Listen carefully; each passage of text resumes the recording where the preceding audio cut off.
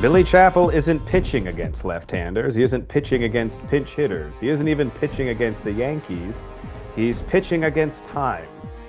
Welcome in to the Bro 4 Squad podcast, where we are just a bunch of bros drinking beer and talking movies. This is episode 206, and I am your host, the Mayor, Jeff Hornacek. Before we get started with the movie discussion, as is tradition, let us go around and meet the fellow bros tonight. We begin in the lab with the mad scientist, Brian Banner. Hey, Banner, this summer, I'm working on both drinking all the beers while simultaneously getting a six-pack of abs. So, as a scientist, are there any specific compounds that I can legally or illegally put into my body to help make this happen? Cycly, what am I allowed to tell him? Well, you can he has a six-pack. He'll just have a layer of blubber covering the six-pack, protecting it. Maybe like it's just got this nice cushion of beer around to protect your internal organs. Yeah, I think it's actually a really smart move. In case I need the beer at a later point, it's there. Right. Yeah, it's kind of like a chipmunk where like they store food in their cheeks. You just store beer in your belly. That's perfect. I actually like a combination of chipmunk meets camel. Thank you. I actually saw this genius invention that they had, and it is basically like an insulated like pouch that keeps beer cold that you can use to sneak into like sporting events, but you wear it under your shirt and it just looks like you have a gut. That's what I've been doing this whole time. It's pretty. So do you drink it through a straw? I think so. I think it's basically like a Camelback, but one like I've heard, and I don't know why, but maybe it's because of the carbonation. But if you put like alcohol in Camelbacks, like beer, it'll ruin them. But this is specifically designed for this purpose. It feels like a marketing thing. There's a bigger version they have where women can wear it, and it looks like the woman's pregnant. But it's like 12 beers that everyone can just drink. Yeah, that's a lot of beers. Through a straw? Or straws. Yeah, I mean, genius idea. Next, we go to our legal counsel, Ronnie Cycly. All right, Cycly, we both know that I have several pending lawsuits against me at the moment. So what are the odds that now that it's summer break, we can just tell the people to pause and chill out on those lawsuits while I work on getting my tan, and we'll maybe revisit them in the fall? Yeah, it's super easy. You just call for a recess, which is such a fun word. It is cool. You know, for a court, like something that's taken so seriously, like you have to say all these big words and be formal all the time, but you're like, hey, judge, I want to take a recess. He's like, okay, see you in 15 minutes. Have fun on the swing set. So I've always, good. Total aside, but when a recess is called in court, does the judge just randomly decide how long it is, or is there like a standard amount of time that it's understood? I think it depends on what the recess is for. So if it's like something catastrophic has happened, let's say, like he's got to take a big shit. Yeah, it's like an automatic 30 minutes. Shit, yeah. Because you don't want to rush in there, man. Like, no, even you when you're can't done, rush those things. No, even when you're done, you're gonna hurt yourself. Absolutely. Yeah, you all right, well, recess for 4 hours. For 4 hours or just 10 minutes. So, dealer's choice. Love it. All right, guys. Here on the Bro 4 Squad podcast, we begin every episode with the most important thing in any bro's life, and that is chest day. Now, our chest day today, it's a classic bro versus bro matchup where we take two movies, pit them against one another, have two bros argue on behalf of each of those movies, and try and be the winner of the matchup by using our 5 Bro 4 Squad criteria, wherein a judge will give out 5 points for the total of the matchup. The criteria is which has the better acting, which has the better story, which has the best scene, which has the bigger impact, and then which is more rewatchable. Now, you will know this as you're listening or watching this episode because we'll have updated the title of this episode with the matchup of the two movies. But this is one of the rare instances, I believe we've only done this one other time, where we're going in blind with the matchup. So I am the judge tonight. Cycly and Banner are each bringing a movie to the table to pit against one another. Brian, I'm always curious. I think you came up with the Bro v Bro way back in the day.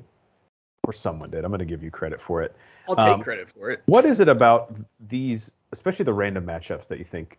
I think it's one of the things that like separates our stupid ass podcast from some of the other ones, where people actually know what they're talking about.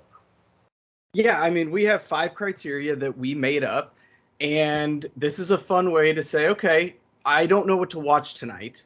It's between this and that. This is a perfect way to solve that problem. It's a great way to put it. And typically we have done movies that are like kind of similar. I always think of Independence Day and Is it Armageddon? Armageddon went up against each other. We did Ants versus A Bug's Life. A Bug's Life. Yeah, great one. But when we do random ones like this, it could be, any two movies. Cycly, I have to ask, do you feel guilty at all because as a lawyer you litigate and argue for a living? It's kind of fucked up that now you come on here and also do it for fun and take advantage of it. I just got off on my power. I'm not going to lie. That's way Feels more pretty self-aware good. than I would expect someone that does that. Like humble, like, oh no, I'm not that good.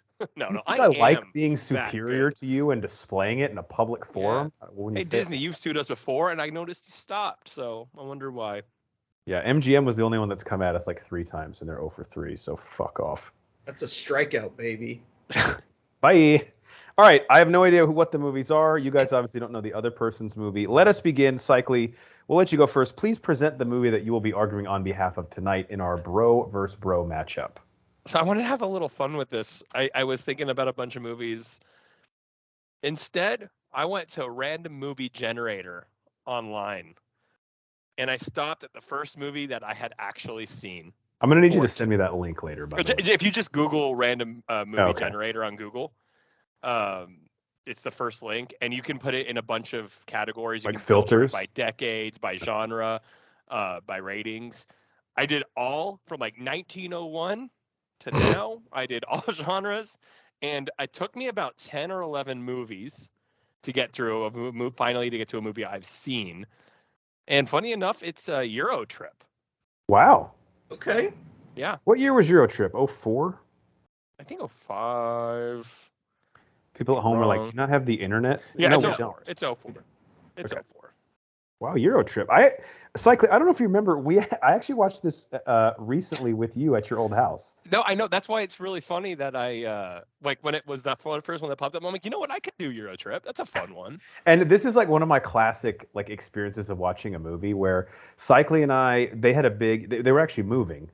Cycly and Mrs. Cycly, Robin Sparkles. So we had like a big like going away party for them the night before, and I think we had like brunch plans, and it was like either we started it on Netflix or it was on TV, and we were like, hey, let's just watch for like 20 minutes. Yeah. And an hour 30 minutes goes by, and we're like, oh, we watched that whole movie.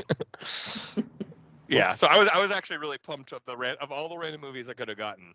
I was like, this is gonna be a fun one. So nice. I think I know what your best scene is, but we'll see.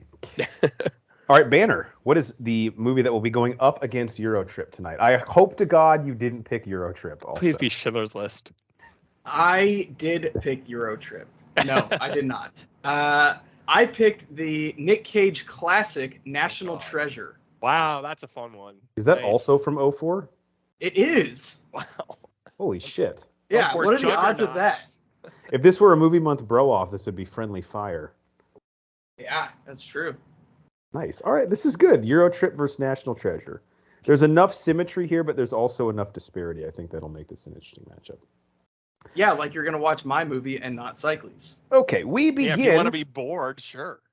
So it's first to 3 points wins the matchup, but we run out every ground ball here on the Broforce Squad podcast and play for pride. I believe only once or twice we've had a clean sweep of 5 points because there's no pity points here, so don't even fucking think about it. But yeah, and that's saying something because I did Abe Lincoln Vampire Hunter one time.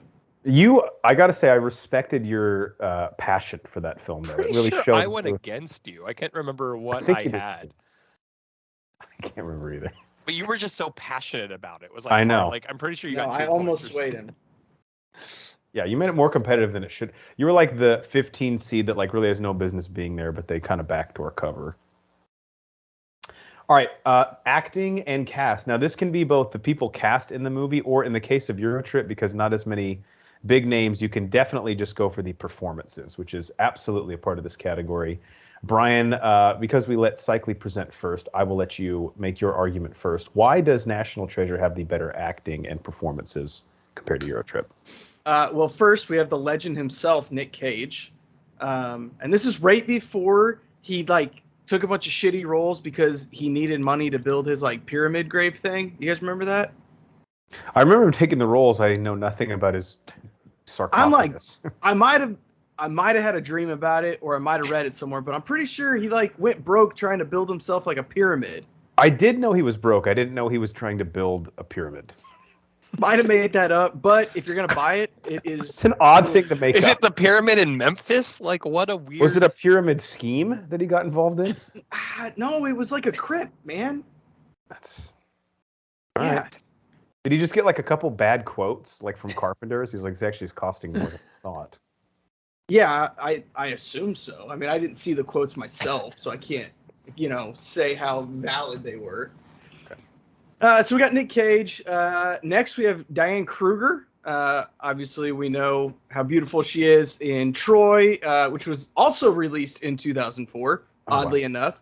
And she's in Inglourious Bastards. I was just about to say Inglourious Bastards, which I haven't seen, but I know you guys hold in very high regard. I know. That's a negative point right there. It should be. Academy Award winner Harvey Keitel. Pulp Fiction, Reservoir Dogs, Till Dusk Till Dawn. Basically all Tarantino movies.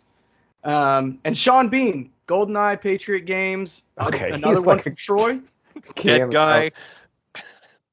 Sean Bean's great, actually. Oh, yeah. You're leaving out Justin Bartha, right? Who's the comedic relief in this film. He is, yeah. And this was kind of. He's never really been big. He just takes a lot of small bit roles. But we saw him in 3 or 4 right around this time. Hangover, right? Was right around him.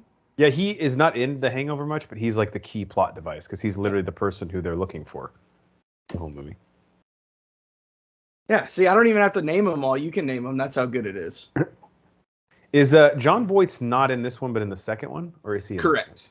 He's in. I believe he's in just the second one. Sean Bean is a great villain, though.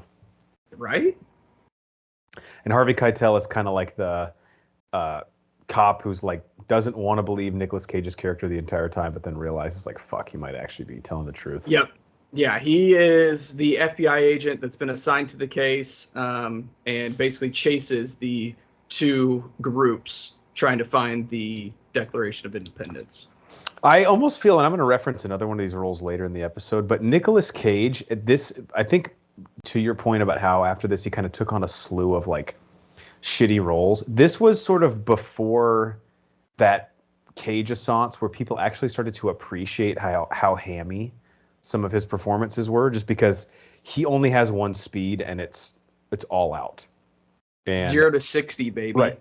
Pun intended from Gone in 60 Seconds. But I don't think we appreciated it at the time. We kind of laughed at him, like Ghost Rider, where the scene where he transforms and he's just going absolutely crazy. It's almost like his Wicker Man performance reincarnated.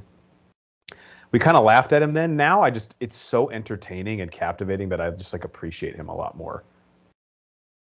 Yeah, especially we'll talk a little bit more on his performance later on. But all right.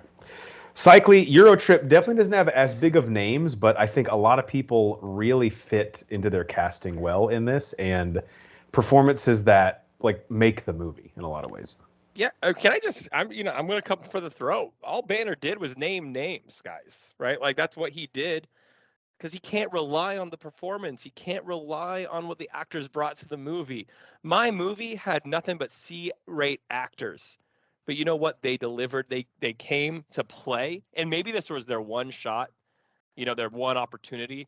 I just came up with that line. Well, first of all, can I just say Matt Damon makes one of the greatest cameos in maybe movie history. That is true. It is a top 5 movie cameo of all time. And not only that, he actually shaved his head for the role that he's in for a minute and a half. So that's pretty awesome. He was in Prague filming The Brothers Grimm and was like, I want to fucking do this. And so one iconic moment just there at all. But really, though, I mean, joking aside about it, the cast is a bunch of nobodies. I mean, I looked up what some of these others have done. And the guy who plays Scotty, the guy who plays Cooper, Jenny, they didn't do anything. I'm surprised the guy who plays Cooper, I thought he could have at least in the mid-aughts carved out like a comedic sidekick role. They make appearances in some random shows. The CSI, Law and Order, probably. Yeah, Jenny was in Buffy. Like, they make appearances. It's not like their careers just, did anything. But you could tell in the movie, like, that they were really not these A-list actors, because this was a relatively low-budget film. But I think what's interesting about it, the movie kind of, I think, gets lumped in with the Not Another Teen movies, the scary movies, these kind of like satire films, where it's really just its own film. So I think when you got these characters, these actors who were able to be serious characters and not just be making fun of themselves, we got to see a coming of age story of guys and girls graduating high school and going on a trip of a lifetime. And I think they all delivered. Honestly, the acting is solid the whole time. And I want to mention really quickly one of another great cameo, except I just lost it. Fred Armisen. Fred Armisen, yeah. Yep. Fred Muscuzzi. Muscuzzi. Another fantastic. Before he was even like a noticeable name, really. I didn't know who Fred Armisen was in 2004. And it's just, and I think that's what, I mean, we'll get back into this later. That's what makes this funny movie even better to look back on and revisit. But for a low budget film with no star power outside of cameos, we get performances that delivered. And in 2004, the biggest name like on paper in the cast was probably like Michelle Trachtenberg because of Harriet the Spy, and I think she was in Can't Hardly Wait. But like this was kind of like her peak. Like she didn't like go on. No, she wasn't. Like I said, she was in Buffy, and I'm pretty sure she doesn't act anymore. That's wild. All right, this is a really hard point to give out because Boehner has the much bigger names. Cycli has the much better performance. Although I do like Nick Cage in this role, but I'm gonna have to go Eurotrip. Simply because I think it was almost like a Moneyball Oakland A's situation. They got more out of less. All right, story and plot. It's like, Boehner, it sounds like you are skydiving down a... Yeah, I'm not really sure what's going on. I'm trying to fix it here. Give me a minute. While you work on that, go ahead. Cycli, why don't you pitch the story of Eurotrip, why it's better than National Treasures? Yeah, well, National Treasure, great film. I'm not here to just like shit on it. It's a fun fantasy film, and I'm going to emphasize fantasy because what makes Eurotrip so great is that is a common story, that coming of age that we all felt as teenagers. Jeff, you and I lived Eurotrip in a lot of ways, right? How many kids in 11th grade and 12th grade are going through this? This is their last summer with their best friends in high school. They have serious relationships where they break up and they think it's their whole world.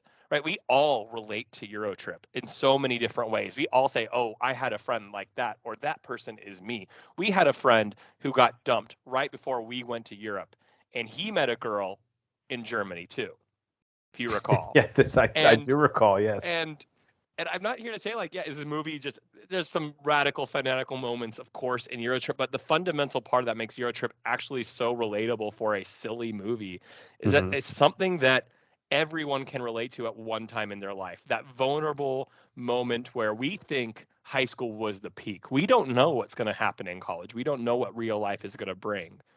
And even though now we look back and make fun of our time in high school, at that moment it feels real. So when he gets dumped and he's looking for it's the end of the world. It's the end of the world, and he's looking for a release. He's going to go to Europe and escape from that pain. And again, who doesn't want to backpack Europe through high school? It's a worldwide rite of passage for so many youths. So Eurotrip, as its core, is a silly movie, but one that relates to, I really do believe this, to everyone, and that's why it's so fun to watch. Yeah, I mean, minus the Mika confusion part, for you and I, it was especially relatable, I think. Oh, yeah. All right, Boehner, National Treasure, why is the story better than Eurotrip? Well, thanks, Cycli, for not telling us anything about the story, but how it impacts us. That's awesome. I said they went to. Yeah, there's a whole category called a love life. Idiot. Yeah. I like to call this heist adjacent. It's not quite a heist movie, but it's really, really close. And I know how much you like heist movies, Jeff. Fun action adventure that takes history and it builds a fun story around it, right? So we have this version that we learn in history class of how the United States was formed, and I don't really like that one, so I'm going to pretend this one is real because it's better. All right, Horns? And if I'm not mistaken, you teach history, right? I do, yes. Perfect. This is a perfect movie to show your kids. If you need a little R&R at work, just need to take the day off, pop this in. It's educational as well. We have a little bit of deception. He steals the Declaration of Independence. That's not history. Don't bury the lead. That's an iconic movie moment. We have deception. We have a great chase scene in it, which I know we all love, especially me, and I hope you, for sake of this argument. And we get another side of some historical events. Some fun jokes, but we still have some decent stakes, twists and turns. Pretty easy to watch, pretty easy follow. just a fun action adventure heist adjacent movie. Yeah, Cycly really played to my nostalgia with the Eurotrip story. But Banner, this is for me one of the most fun jumping off points for a story. And yes, it is ridiculous, but we all know there are times where you're sitting there on your couch and you're like, I kind of actually want to look at the back of the Declaration of Independence and see if the shit is on it. As absurd as it gets, I fucking love the plot to National Treasure. It's incredible. It's like ridiculous enough to where you can just totally turn your mind off and enjoy it, but it's also like adjacent enough to being grounded to where you're like, I don't know, is that true? I don't know. We don't know.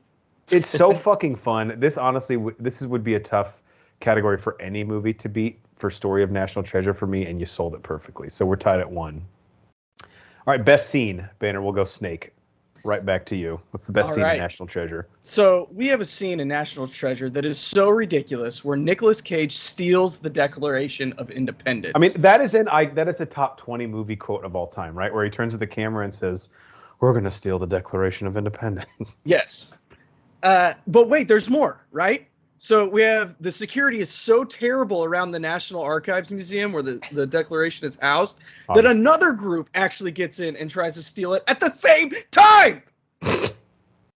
And then that leads into a great chase scene. You got people hanging off of like a food truck door, trying to grab this piece of paper, guns firing. Fantastic. It is. Probably it's definitely the pinnacle of the movie, I would say. And that quote, again, it's a top 20 movie quote of all time. It might be like 18 through 20, but it's utterly absurd, and just the memes alone that have been generated off of it, we should be giving it its praise. Yes, respect.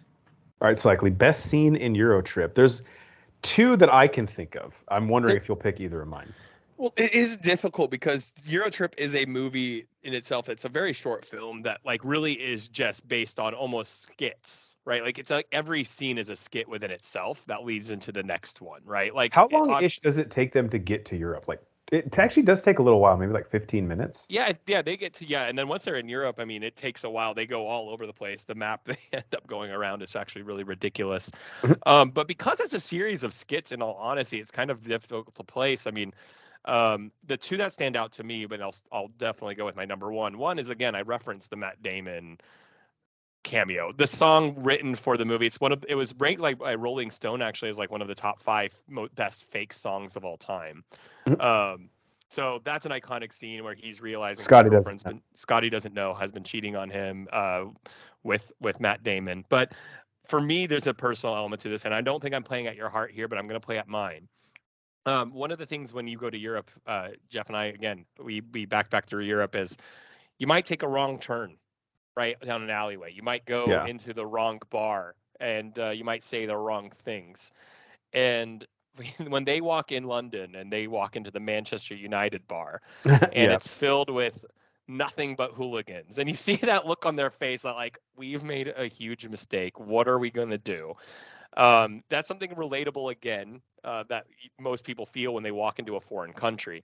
But not only that, I am a Manchester United fan, so that also was extra special to me. But the best part about it is, of course, when they threaten him and they say, he lies. He's, I'm a Manchester United president of the fan club. Best freaking team in all the land. Well, if you're a Manchester United fan, sing us the Manchester United song. And he sings, my baby takes the morning train.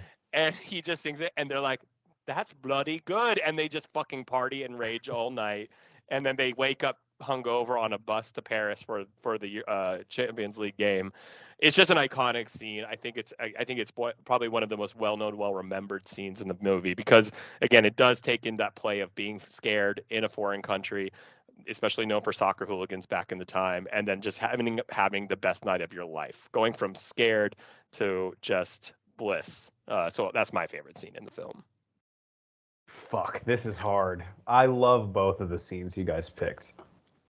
Boehner definitely picked the best scene in National Treasure, and Cycly just had it tougher because I personally would have gone with Scotty Doesn't Know, but you did mention it. And the scene that you gave is sort of, I think, encapsulates best like the fish out of water in Europe and like specifically England, how they would react. Damn it, this is hard. I'm going to give it to Banner only because I think that scene really sums up what National Treasure is about. But if I were to go with like depth, Cycly has like a solid 3 or 4 to work off of. I know that doesn't help him in the category here, and there's no consolation. Yeah, there's a lot. That's the problem. Yeah, because you also could have gone with the robot mime that he dances with. Yeah, you've got a whole movie of good scenes, whereas you don't have one that's so great and stands out. The Muscoozy scene is incredible. It was a film of skits, right? Like the kid, the German little kid doing all the Hitler stuff in the background. Like it's just hard to pick. Yeah, the Muscoozy. You know, the nude beach. There's like a ton that. You kissed your sister, man. The worst twins. But yeah, like no, I went true to myself, and that's I wanted. I'm not gonna be like Banner and suck your dick just to get points. I'm gonna be me. Oh, I know you will. We didn't even mention Club Vondersex. That's true. Say the safe word. Yeah. All right, 2-1 National Treasure. Cycly, back to you. Greater impact. Now, this can mean a lot of things, like how the movie affected you, how it's had an impact on pop culture and the movies in general. It can also be how the movie is remembered. Now, again, rewatchability is the last category, so you might want to try and avoid that in your argument. But this is really kind of a dealer's choice. What is something that really doesn't fall into the other 4 categories that you feel like is relevant about your movie to mention here? I think the fun part about it is it didn't have the impact cinematically, right? Like that a lot of in its genre do, like the American Pies or their coming of age stories for high schoolers. But what this does is its impact is outside of cinematically. Because again, I referenced this at the very beginning, at the core of its plot. What is it? It's a movie about people who are graduating high school, who are leaving their friends, who are going off in different directions, wanting to have that summer and having that new experience. I know it was a big thing when we were in high school and it impacted our decision. How many people have gone to Europe and like thought about this movie and make references to this movie every single time they take a trip? That's the thing. It's not a movie that like impacted other films, but everyone who goes to Europe, they'll sit on a train, they'll go through a cave. Someone will reference Muscoozy, Muscoozy. They'll have that kind of feeling, like when we went to eating hash brownies and they're really not. Exactly. They'll go to Amsterdam looking for the red light district, thinking they're going to get an awesome sex show. It is into this day. I went to Germany last year and people were making references to me about this film. Yeah, oh, that's insane. And that's the fun thing about the movie. Like I think it impacts anyone of that age who wants to take a backpacking trip, which again I said at the beginning, I fundamentally believe is almost most kids want to do some sort of trip like this. And the movie hasn't lost any of its standing when it comes to 1, greatest cameos, and 2, impact on anyone going to Europe, and with all the references made. The song that I referenced, Manchester United, that's not a real Manchester United song, but it is now. Is it really? That's crazy. Like that is not. Shit, man, they impacted the most world famous. Yeah, no, I lost this point. The most world famous club, the most recognized brand in all the world. You can go to a random village in Africa or Asia. They sing that is now known. So it's so funny to me. Impact, not in movies, but in real life, absolutely. I mean, that's what this category is about. All right, Banner, you're up 2-1. What was the impact of National Treasure? Yeah, I'm not going to win this point, but I will try. So I think this movie kind of reinvigorates you to go back and look at the history of your country, kind of similar to Hamilton does. It takes it takes some basis of truth and expands on that, and you go, I wonder what's true and what's not. Like, hey, what's on the back of the Declaration of Independence? I don't fucking know. Google that shit. Well, we know it's in the movie. It's a map. Well, that's true. It is a documentary. And this is the kind of the high point of Nicolas Cage before we see him start taking those crappier roles. So kind of beginning of the end, I guess, if you will, for him. Yeah, although I don't really have a whole lot here. I don't buy into like the shit on him for that time period. I think he gave us a lot of fun performances. And if anything, you can just say he kind of figured out what he was as an actor. Like he has dramatic chops like at times, but at the end of the day, he's fun in like these campy roles, and he knows it, and he's like, I'm going to give 100%. And this might have been sort of the gateway to him realizing that. So in that case, maybe it's a good impact for his career because he figured out like what fans want to see him in and decided, all right, I'm just going to steer into the skid. Banner, valiant effort, but Cycly, that was one of the best. And of course, you do this for a living, so it's not really fucking fair. One of the best arguments we've ever had for any point for the impact. I did not realize that song was sung at Manchester United games, but you could have just said that probably and won the impact. It's pretty funny that like Manchester United fans jokingly like it's not like that would be a good song to sing at a soccer game, though. Now that I think about it.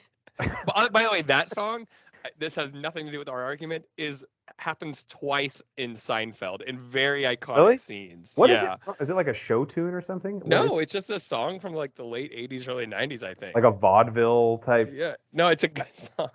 I don't know if it was like from a Broadway play or something, because that's kind of. I don't think so. I could be wrong, but it's one of the episodes where George is faking being handicapped because he's walking with a cane, right. And so the business he's working with gets him a little scooter to go up the stairs, and they're playing that as he goes up. There you go. It's pretty great. Well, Banner, pretend you were just like a pitcher in 2004 that had to face Barry Bonds. Like, you have good stuff, but you're not going to get the guy out. So yeah, no, there's about 15 seconds into that argument, I just went ahead and gave Cycly the other point. All right, well, the problem here, we're tied 2-2, and rewatchability, I actually feel like both these movies are very rewatchable. And I have rewatched both of them several times, and Cycly and I, obviously, I mean, it was such an easy watch that I don't know if we pushed our brunch plans or we're just like, fuck it, we'll try to go. Because we were not planning on watching the whole film, but I think even your wife was like, no, let's stay. This is... It's too good.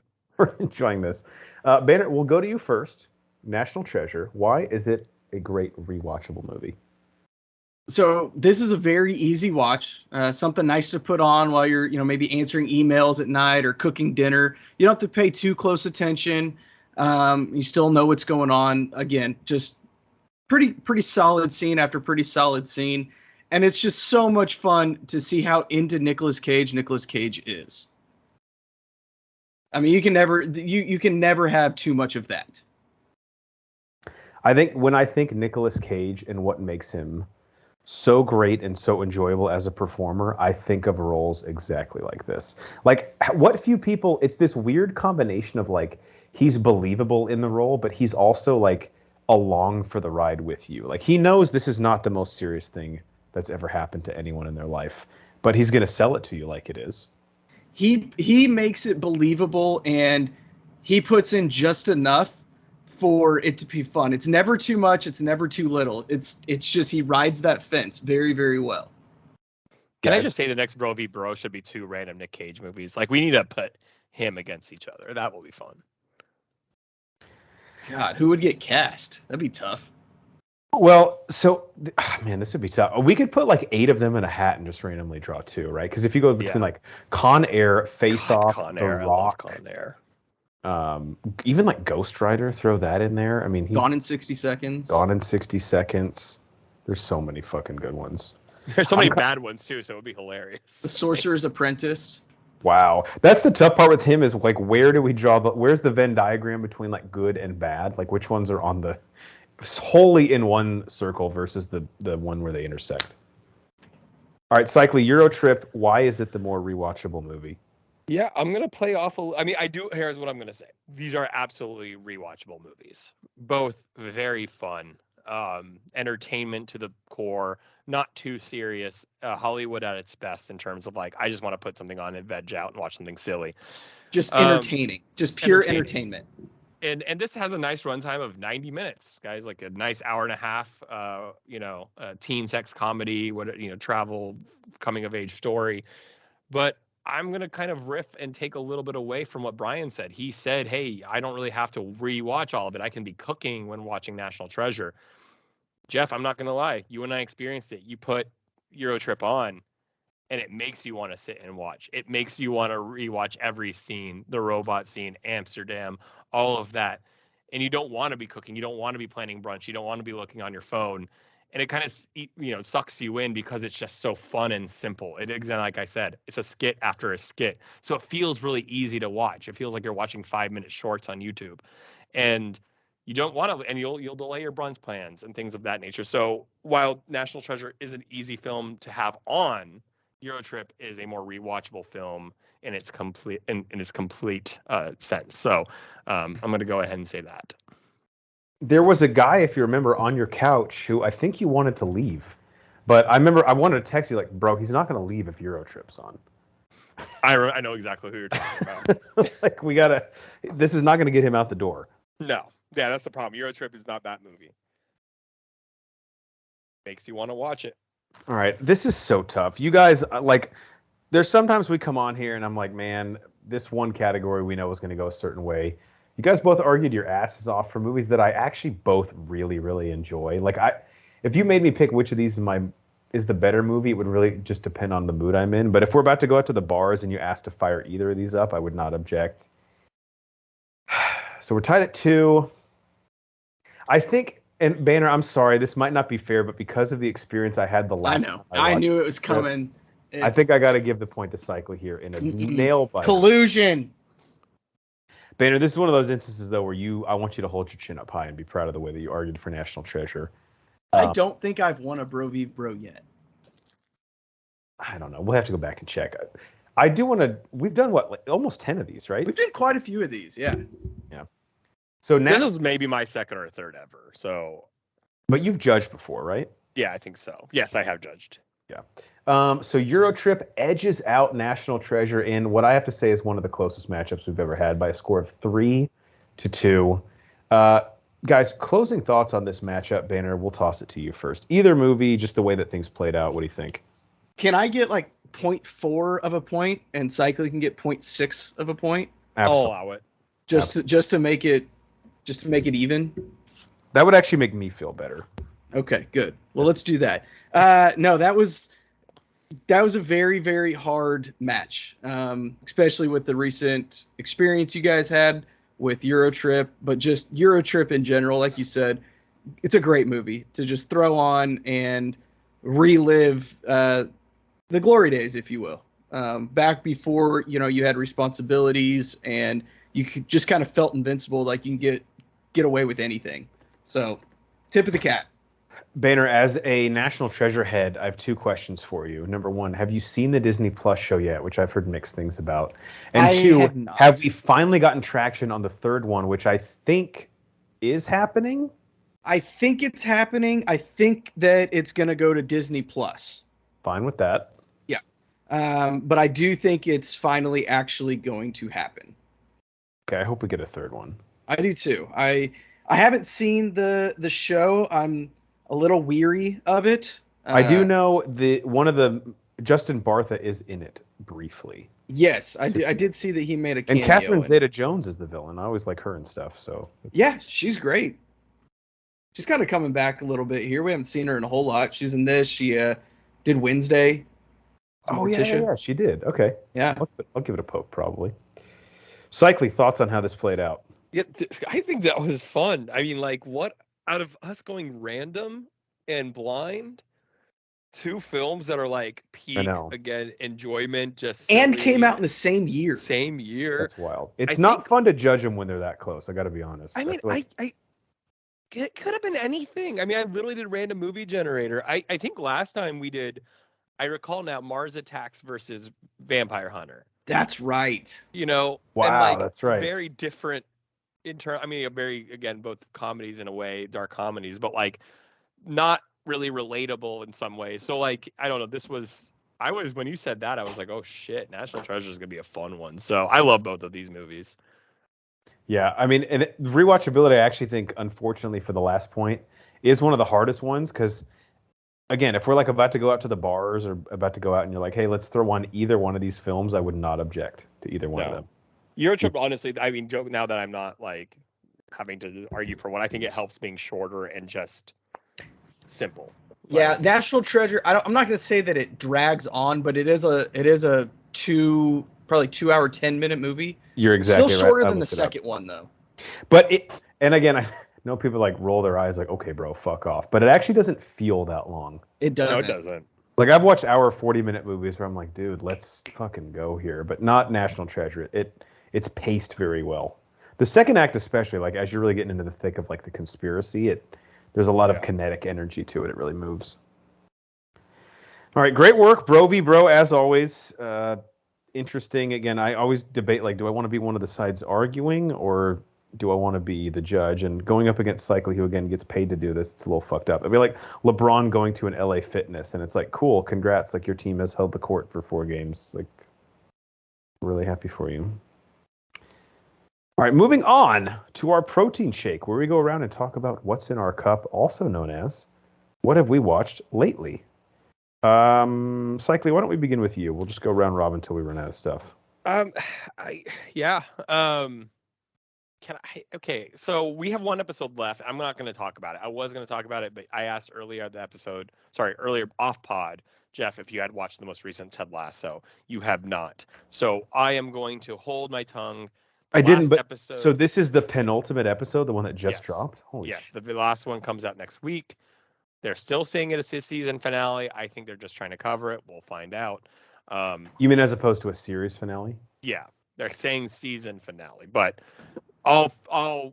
everything's pointing in one direction the way this episode goes. And I want the show to end while it's still like at the quality that it's at, because I can feel it starting to dip a little bit. So I was just about to say that.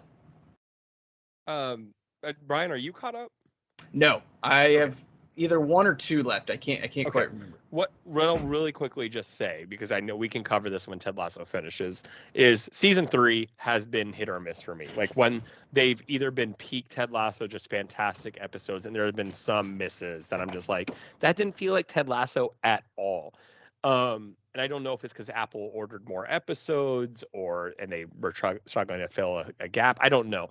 But this most recent episode, it hits that emotional core that only Ted Lasso can. I'm sorry, real quick. I mean to cut you off, but I do want to get your thought on this. Did you hear, or maybe you told me the situation with the writing team for this season for Ted Lasso, how it was different a little bit? Only thing I knew of is Brett Goldstein, obviously, who was never supposed to be Roy Kent, by the way, who was a writer for Ted Lasso. And then they were like, he read for Roy during auditions, and they're like, dude, you fucking should be Roy Kent. Yeah, you're right. Yeah, and obviously he's been writing Shrinking, and so he has taken a lesser role, which I think you can feel sometimes. We love Roy Kent, so I don't know if that's what you're referencing. Or so I had just heard that like he mainly was like a storyboarder for this, like he set out the story, but like the actual scripts, he said he only got to write like 2 of them and spec'd maybe one other one or plussed it up. So people have said that like dialogue and characters and some of like not even the minutia, but like the behavior of some of the characters feels like a new writer was on it. And Jason Sudeikis actually has a writing credit on some of the episodes, but yeah, it does feel, I think story-wise, like it's tough when you don't know the whole narrative for the season, like to say that it's different. But I definitely feel like there has been moments where characters have done things where I'm like, would that character really do that? Yeah, like Keely or they've developed, and then all of a sudden they go back to where they regress. They regress. Yeah, like Nate, I think there's a lot of inconsistencies with him this season. I'm excited for you. He is my least favorite character. Yeah, this episode, again, I won't spend too much time on it because we can go in depth. I think the way I felt about the season, to be honest, even though there's been some dips, goes back to the Ted Lasso saying of be curious, not judgmental. I'm like, I'm going to finish. They have a story going, right? Like there's maybe a purpose to what we're missing. And so I'm letting it finish. This last episode, really quickly, guys, like, man, even my wife, who's the biggest critic on earth about everything in terms of entertainment and movies, was like, that was a powerful episode. Wow. Okay. The first few minutes start off like you're like a little gimmicky, but then when you're like, oh, why is Jamie behaving this way? It's kind of silly, and then you like finish the episode, and you're like, holy shit! Like it is. Ted Lasso's mom comes into this, like all this kind of stuff. Have we met her yet? No, we have not. And so the episode is called Mom City, which is funny because they play Man City in the movie in the episode. But guys, be excited about this episode. I really think it's good. We'll see how it ends. We'll see how how it makes me feel again about season 3. But I'm excited for you guys to catch up. I wish I had watched it before this, but I know. Me too. I'll watch it in the next day or two. All right, Banner, what's in your cup? All right, so. Guys, you guys know I'm not the biggest Scream fan, biggest Scream guy, but I actually listened to your guys' review of it, and you sold me. So we sat down, we watched it. Yeah, Scream 6. Sorry, did I not say that? You just said Scream. Sorry. We've done a lot of Scream shit. Yeah. Sorry, didn't narrow it down quite enough there. I really liked it. I liked it. Paramount Plus? It was. That sounds right. Maybe Peacock. Okay. The license remember. is kind of a mess for Scream. Sorry. It was one of those. Liked how it was done in New York City. Real close quarters, which is a little bit different. And there's a lot of people around. Like, oh, somebody would have seen that. So it just adds this new kind of suspense that we haven't seen really before. There's a couple of people that I think should have died just based on their injuries, and they didn't. But yeah, whatever. But that's a Scream twist, right? Usually everyone does die. Like, that's true. I'm not I'll give you defending that. it. I agree with you, but that was like an extra twist that no one died. The paramedics in the Scream universe, like, does anyone heal a stab wound better than these people? Unreal. They're like the second best is like soccer trainers with the spray. Oh yeah. This magical spray that can just like fucking heal everything. Yeah. Banner, had you seen the previous Scream 5? I did. It had been a while, and I've only seen it once. Okay, because you can probably get away with not seeing. I know you have seen other ones, but you can probably get away with not seeing any of the other ones. But that one is at least like a kind of essential viewing, I think, for this one. Yes, I think that if you've only seen Scream 5, they did enough to let you know what happened in previous ones, that you don't need to actually have seen them, which I appreciate. Yeah. They're bringing in. They're trying to draw in a new generation. Cycly and I said this maybe on that review, maybe on our Scream. What was the last commentary we did? 3? Scream 3? Yeah, we haven't done 3. I think we've only done 2. We did 2, Scream 2. Yeah. But I think we said, and I don't even think it's debatable now, as far as horror franchises go, Scream is the best because its worst entry is still a good movie. Yeah, by far. All the other horror franchises, and we're big saw heads, but they have some fucking turds. Even the greatest, like Halloween. Yeah. I mean, even they can have individual movies that stand out. But yeah, Banner, I'm glad that you watched that. The New York. I agree with you. The New York. That was a fun change. It's of scenery. It was needed. It gave a little different taste on it. Yeah, it wasn't. Oh, we're trapped in this house trying to get out. They're trying to get in to stab us. It was a little bit more spread out, which was cool. But then again, a lot of the stabbings happened where they're like a group of people was around. Right? Subway scene was my favorite. Crazy too, because and having lived in New York for 3 years, like that's not unrealistic. Like that could happen and people would not realize what's going on. So they do a good job of like it's very open, but it's also very claustrophobic at the same time, which kind of sounds oxymoronic, but it's executed well. And then I like the little museum that they had. Oh, that was great, and that was showed awesome. Oh God, yeah, that was cool. All right, I have a couple things, but the first thing I'll mention. So you guys know that I'm always watching concurrently some trashy reality TV show. It's because we hold on before you go on. Are we watching Big Brother this summer? Of course. Okay, just making sure. When does that start actually? I think it's not till like middle of June. I think we still got a little bit of time. All right, but my current show that I'm watching is Summer House on Peacock, where I think I've talked about this several times on the pod, but essentially what they do is they take mid-20s to like mid-30s people. Most of them are single, some of them are in relationships, and they rent a house during the summer in New York City, where they actually rent the house up in Montauk, which is probably like 50-minute to like 2-hour drive depending on traffic. And they follow them a little bit throughout the week, like working their jobs, but it's really about when they let loose on the weekends and these like 8 to 12 people living together and the debauchery that ensues. Well, the last thing that I watched is a spin-off of this show where they take probably about half the cast of Summer House and half the cast of another show called Vanderpump Rules. And they that sounds like an awesome show. Right? And for 13 days, they put them in a vacation ski lodge in Vermont, and it's called Winter House. So I just watched Winter House season 1, and I won't say much about it. It's incredibly watchable and enjoyable. These are all on Peacock. My wife and I watch them while we eat and just fucking talk shit about all the characters. But the interesting thing about Winter House, so for Summer House, it's basically like 8 weekends, but in between the stay at the house, all the house guests like basically don't see each other during the week when they're working. Maybe they'll get like dinner one night, but they really don't. They aren't exposed to one another throughout the week. Winter House, you take all the drama and the tension, you condense it down to 6 episodes instead of 12, but they're stuck in this house together for 13 days. Like they go out a little bit, but there's no escape during the week. So tempers flare quicker, hookups happen faster. It was fucking awesome. Wow. And if you're wondering chronologically, because I know Cycly wants to know the canon, Damn. this happens between season 6 and 7 of Summer House. So there you go. I cannot recommend this enough. I also can't say it's good at all. No one watches trash TV. And that right there is how you sell it. Yeah. Can't recommend it enough. Also can't say it's good. Now, Love it's a different type of trash from like a Real Housewives show. Like there are... Is it similar to like a Real World Road Rules kind of thing? Or The Challenge? It is. God, you're such a 90s kid. No, it is, but there's zero premise to it. Like they just put them in a house and they get fucking hammered and hook up and fight with each other. It's incredible. Just watched an episode, by the way, before I came on.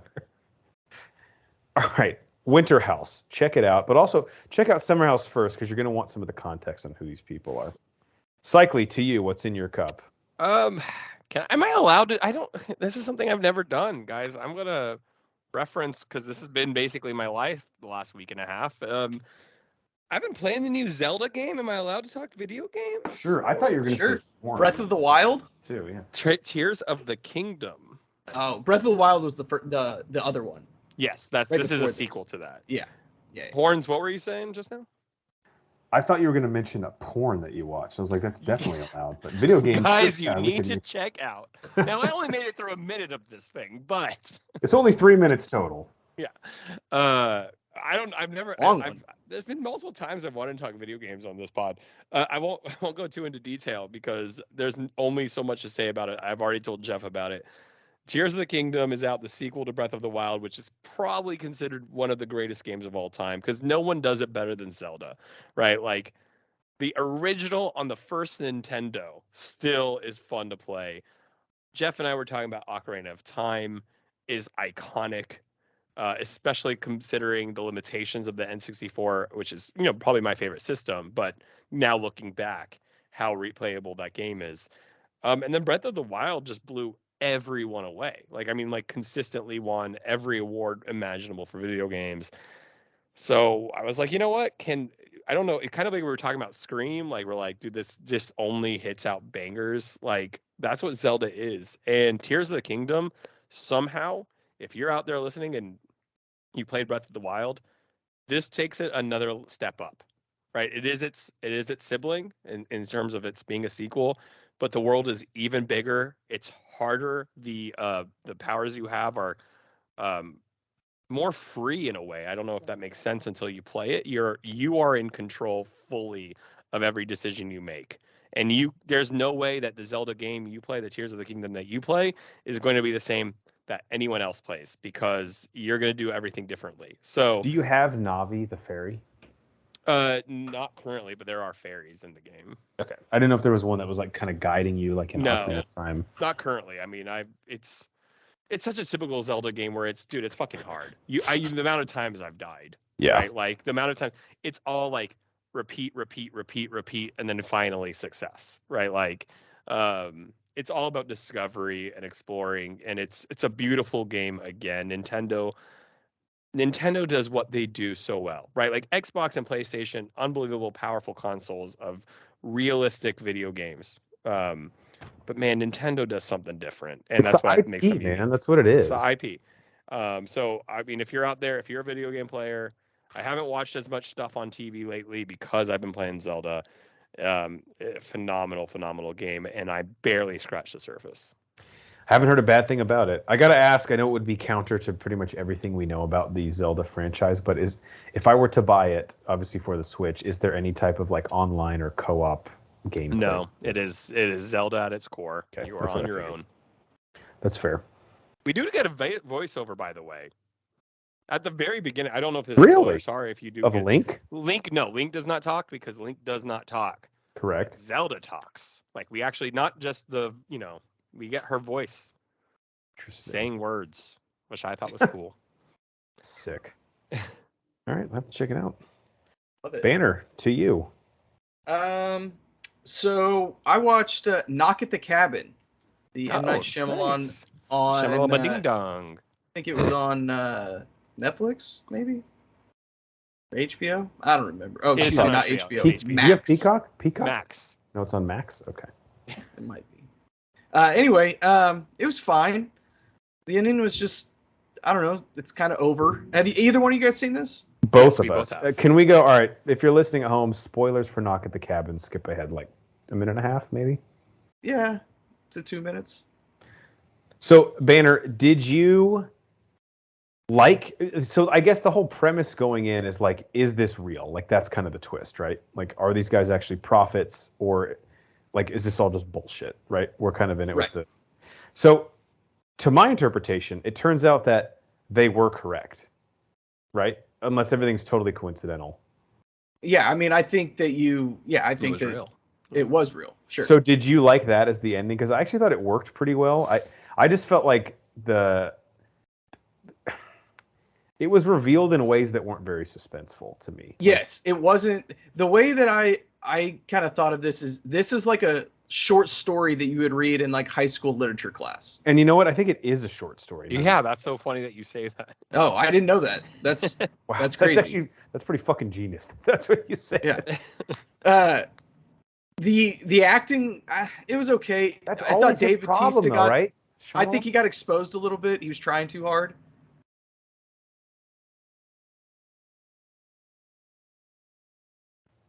What's the name of the Jonathan Groff, who plays Eric in it, who is in Hamilton, and he plays Kristoff in Frozen. Yeah, dude, he's such a great actor from what I've seen. He was brutal in this, I thought, like horrible. Yeah. He was very disappointing. And Cyclone, I've mentioned this. That is Shyamalan's biggest weakness is he cannot get good performances out of actors. And trust me, I don't mean this the way I said this on our review, Jeff. I'm not trying to defend it, but this was one of his better acted films. I'm not saying what you guys I thought are Bautista wrong. Was incredible. Like I really, I didn't like Bautista. I mean, for an M. Night Shyamalan, I felt like that bar being so low, I actually was prepared, and I thought it was better. Yeah. It's funny. It's definitely a movie that I want to give a rewatch to. And see how I feel about it. I just remember being like, for an M. Night movie, I was like, yeah, there wasn't really a twist because I feel like things are kind of revealed, with 20 minutes till the end of the film, but sort of affirmed at the end. But I thought it was definitely interesting. There was like some interesting ideas that he brought up, which he always does. Banner, did you see Old, his previous movie? I did see Old. I liked Old. I think Cycling and it might be one of those movies. For the movie's sake, we shouldn't rewatch it because the more Old sits with me, the more I like it. I think. Yeah. The thing with Old and with Knock at the Cabin, pretty quick watches, both of them. Yeah, very quick. Yeah. And if they weren't, they felt quick, which is a huge compliment. I'll defend Old. I will die on that hill. Like, I'm not saying it's a great movie, but it's a good movie. Well, Cycle, I think one of your and mine's like favorite movie scenes of that year was the campfire scene that they had. Yeah, right? That was an emotional. You and I always talk about the ties of like getting older, the family elements, like life, what it really means, and damn, that scene hit hard. Yeah. Where he just has the line where he's like, what were we even arguing about like a second ago? Like, it's not worth holding on to this shit, Yeah, absolutely. Beautiful. All right. Anything else on that, Banner? Nope. Okay, I have two quick things. Number one, we just released in as you're listening to this, it's already been out in theaters, but The Little Mermaid live action just came out in movie theaters, which I'm excited to go see.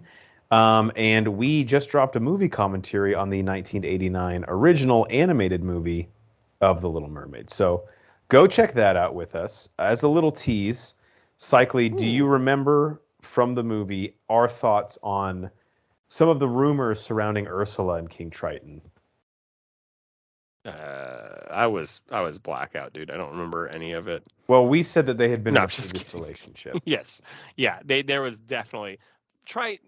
He's dude, he's a playboy. I mean, he gets around, and I think Ursula was trying to lock him down and got betrayed, and then that was her arc, you know. I mean, yeah, she's a scorned lover, and I kind of side with her. Defensive villains for Ursula would be a pretty easy one to put together, I feel like. Yeah, I could get behind that. Banner, how psychotic but probably delicious was the food produced by the French chef in Prince Eric's kitchen? Well, I mean, I'd eat it. Because he's like the hot, crazy chick, right? It's like his methods are madness, but the food has to be good. Oh, yeah. Yeah, it seems amazing. It's probably like Thurman level. Damn, okay. All right, one other thing that I watched in theaters, guys, it's fucking summer movie season. There's no denying it. And nothing says summer movie season like Fast and Furious coming out. So I saw Fast 10, a.k.a. Fast X. Still, I'll go to my grave upset that the tagline for this movie wasn't Fast 10, your seatbelts. God, lost opportunity. Although, you know what I would love is if for the next one it was Fast 11, your seatbelts. They're like, hey, you talked, we listened. We gave you the Can they just keep doing it? Fast 12, your seatbelts. It's just like, please stop. Hey, everyone, Fast 12, your seatbelts. That's not a pun. That doesn't not work. Guys, and I told Psycho this through text today. I might be in one of those stamp tramp modes where I'm just loving everything. This movie was fucking incredible. I mean, is it like the best script you've ever seen in a cinematic experience? No, it's not. But it is so ridiculous. It owns up to what it is. And unlike Fast 9, I don't think it's as in on the joke, which makes it 10 times more fun. This was not trying to lampoon or parody itself. There were actual moments where it thought that it was a legitimate movie, is what made it a billion times more fun for me. I had such a fucking blast. Summer movie season is here. And the last shot of this film, I will not spoil it, but my God, just when you think this franchise has even like this, all right, I'm like, all right, they're down to their last ounce of pride. They got nothing left in the tank. They can't possibly do anything else to make themselves more pathetic and greedy for viewers. They do not one, but two things that not only have me rolling my eyes so much that I pass out, but I'm also like, when does the next one come out? And I think for the first time ever, a Fast and Furious movie ends on a complete cliffhanger. Like, this is a part one of, I don't know, 2 or 3, however they want to do it. But this is not... That scares me. That's insane. This is the 10th one. You're like, guys, they now. So, Horns, where on the rating list would this be? I mean, Fast 5 is... Yeah, I've been thinking about this a lot. We go Fast 5, OG, Tokyo Drift, and Fast 10. Okay. 4 out of 10. Top half. Yeah, that's good. Fast 6 would be number 5. So, yeah, nice. And this one and Tokyo Drift are kind of flirting back and forth, but Tokyo Drift is even more so than the first one, by far the most grounded of all of them. It's the most... It gets better every single time you watch it. I know, it's so fucking good. Every single time. It's incredible. I think it's in my top 100. I have to look it up. I think it was. Bottom half, but it's in there. So Fast 10, absolutely loved it. Go see it on a big screen. And again, the last scene of the movie and then the mid-credit scene, you're just like, Jesus Christ, dude. But I'm here for it. All right, Cycling, back to you. Well, I think we're all going to talk about Banners, what I'm assuming is probably his next reference. So Rob and I we watched a film called Fractured on Netflix. I don't know if it's one of their, like, you know. Is this with Ryan Gosling, or is that Fracture that I'm thinking of? Definitely is not Ryan Gosling, unless I'm like completely missed him in the film. It is Fracture is the movie I'm thinking of from 2007. Yeah, Fractured. And it was Sam Worthington who's the main actor in this one. Rob and I, every so often, you know, there's so many Netflix original kind of movies now. She'll send me like a Instagram of like top 5, you know, movies on Netflix with a great twist, or, you know, suspenseful films that like you've never heard of. And This was like listed on one of them. There was one list. This was like number 3. The other two, the top 2 were in Korean. So we were a little drunk and up late, and we're like, we don't feel like reading subtitles. And basically, the film's concept is a husband and wife are coming back from Thanksgiving with their daughter. They essentially, the daughter has an accident. She hits her head. They take her to the hospital. The daughter gets checked out for head injuries. The mother and daughter go get the MRI while the dad waits, and he falls asleep in the waiting room, and he wakes up, and the hospital claims to have no record of the mother and daughter. Oh shit! What? And Dude, stop right now. I'm gonna go fucking watch this. Yeah, it's. I'm not gonna say anything there because if you guys are actually intrigued in it, it's worth watching. I'm very intrigued. And so basically the whole rest of the film is him trying to like Flight Plan with make it. Yeah. Actually, yes. I that's really funny that you say that. While watching this film, I said to Robin Sparkles many times, it makes me want to watch Flight Plan. I love because Flight Plan is obviously a high budget Hollywood film, more production. It's a better movie, obviously.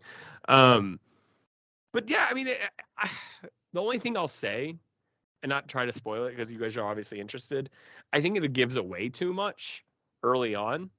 I wish they had trusted the audience a little more.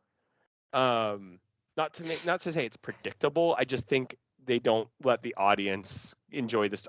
They try to like give too many hints, kind of what's going on. So like obviously there's a conspiracy, or he's seeing what he thinks is a conspiracy, right? Is he mentally out of it? Is the hospital deranged because it's in a rural area? But yeah, basically it's a film, him trying to convince the cops, him trying to break in the hospital and find his daughter and wife. Shit. But yes, Flight Plan is the most similar type story that this film is based on. So yeah, I mean, again, if you have nothing else to do, what I'll say, I'm not going to tell you how I felt about it until after you guys watch it, but there's nothing wrong. I love watching a movie blind. I love, even if I find out I'm not going to like a film, like, dude, I will do this all day. I like creative stories. It's fun to watch. It's like an hour, 45 minutes or something. Nothing too hard. Fractured on Netflix. It was 2019. Good performances all around, to be honest. You know what? This came up on Netflix, but I think the reason I didn't give it a chance, I thought it was a series, like kind of loosely based on the movie Fracture. But I didn't know it was I'm completely sold. I'm so in. Yeah, it's a cool concept. Yeah. Because the concept of Flight Plan, the paranoia where it's like, as the viewer, you kind of go through it with the protagonist. You're like, I don't know, are we fucking crazy? Like, what can we do? You don't know. And like at the same time, you're asking those questions the whole time. I just wish the movie, and I think you guys will feel this way after watching it, I just wish the film respected the audience a little more. I think they just give away too much. Feels like they have to spoon feed us things. Yeah. Yeah. Interesting. Okay. Fractured on Netflix. I wish this had a title that had just more than a 1-letter difference because Fracture, I think, is in my top 250. It's a great movie. Anthony Hopkins, Ryan Gosling. It's incredible. Psychological thriller. This sounds great too, though. Just past tense of that movie, I guess. All right, Banner, toss it to you. All right, last thing I'll talk about. I've actually been doing a lot of research lately for a squad blog that I'm going to write. And that is, we have so many Spider-Man movies. They all came together in No Way Home. So I wanted to see, is there a better watch order to these? Do you watch just the Sam Raimi ones and then Amazing Spider-Man and then the MCU ones? Or is there a way to break them up to where they all have, because they all have very similar parallels, but these are 3 very different Spider-Mans. Yeah, and the MCU version said we're not even going to give you the origin story, you know? Right. Which, watching them in a specific order, I won't give that away. You can check out the squad blog when I eventually finish writing it. I'm so but you don't need it. You know exactly what happens. There's like almost a throwaway line. Oh yeah, I miss Uncle Ben, and that's all you need to know. Right. Banner, I don't want to bury the lead, and if this is a big part of your squad blog, do not answer this question. But do you have a definitive ranking of our Peter Parker / Spider-Man actors? In terms of I think the best actual Spider-Man in the suit is Andrew Garfield. Mhm. And I think the best Peter Parker is probably Toby. Yeah. And I think Tom Holland is a perfect mix of the two. People won't like my list.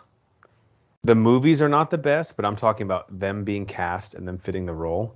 Garfield, Maguire, Holland. I'd agree with that. Now, Holland probably has the best movies. And that's not an indictment on him, but God, Yeah, I mean, that's if just Andrew Garfield had some better scripts, holy fuck, bro. he all the stuff with him and Gwen Stacy in those two movies is incredible. That's the best love interest of all of them. And he had the worst, like his Harry Osborn. Like I like Dane DeHaan in certain roles, but like Not this. my God, and they shoehorned in that relationship. Like I never once felt like they were ever friends. No, they did not do a good job with the villains in that. Toby, even at the time, was just too old. I feel like. He was. They If you go back tried, and and watch that, that's the thing that they did different with the MCU ones is that he's actually in high school. Mm-hmm. Where the other two, it's late high school, early college years. And I do think Spider-Man: Homecoming did a good job of like keeping it very focused to deal with like his high school drama, which was difficult to do considering he was in the bigger MCU. I just don't feel like Holland's Peter Parker has like really grown much at all in 5 films. I mean, he's kind of a whiny baby. Yeah. It's tough too because he didn't have the Uncle Ben relationship on screen to sort of help develop his character, but it's referenced and they couldn't do it again, dude. We'd be like, yeah, okay, so do Batman's parents die? Like, shut the fuck up. We get it. We know. Pearls on the road. Exactly. Banner, I'm pumped for that. All right, I will end with something that I think we all watched. The Super Mario Bros. Movie. It just came out like a month or two ago. Cycly, I'll let you go first because you probably are the biggest Nintendo head that I know. Like you and your wife have had all the consoles, played pretty much all the games, and obviously you're a huge Yoshi stan. I think you have a tattoo on your dick of Yoshi and like the eggs, right? Like yeah. And it goes down like up your thigh and everything. It's pretty intense. Actually. It costs a lot of money, very painful. But this movie, I will be the first one to tell you, and I put this in my Letterboxd review, when the casting announcements came out for who was going to play who, I was one of the people who was definitely wringing my hands at Chris Pratt as Mario and Charlie Day as Luigi. Not that I don't like them as performers, but I was like, what? And especially Seth Rogen as Donkey Kong, because I was like, okay, so he's just going to voice like everyone, like voiced Pumbaa like a few years ago. But yeah, I thought this movie was very unexpectedly incredibly fun, played to all the fan service notes that I wanted, and I think visually it looked awesome. And also I think as far like Illumination, which I don't know how involved they were because Nintendo is kind of starting their own movie studio with this, but it avoided a lot of the like. So like the Minions movies have become these like sort of like cult movies where they're so absurd and stupid that it's like, is there even a point to this, or is it just like people hitting each other in the head? And the Super Mario Bros. Movie could have easily become that, but I don't think it did. Now, part of that might have been because Jack Black as Bowser is going to end up being an iconic voice performance, I think. But also, I feel like this just worked because it was so referential to the source material and just didn't. It was very honed in, right? Like in the Mario universe, there's 5 million different story ideas we all want to see. This kept it pretty simple. Luigi is basically Peach from the video games, gets kidnapped. Bowser is trying to stage this wedding, and Mario has to get his brother back. That's pretty much it, although the world is obviously like the Mushroom Kingdom. But I thought it did a good job of reining itself in. Cycly, what did you think? Yeah, I won't take. I think I talked a little bit about it before, so I won't take too much. I want to hear Banner's thoughts. But I actually think like what's funny is I think Nintendo has been so nervous, right, about getting back into the movie genre because of what happened in 1993 with the if you want to call it original Super Mario movie. I mean, there's a question: is that even a Mario movie, or is it just like an interpretation? Dude, Right?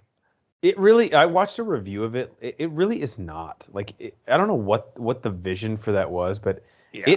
it's not a good fantasy movie, and it's definitely not a fucking Mario movie. It's funny. It's got I haven't revisited it in forever, and maybe I will, but it does have a little bit of a cult following now.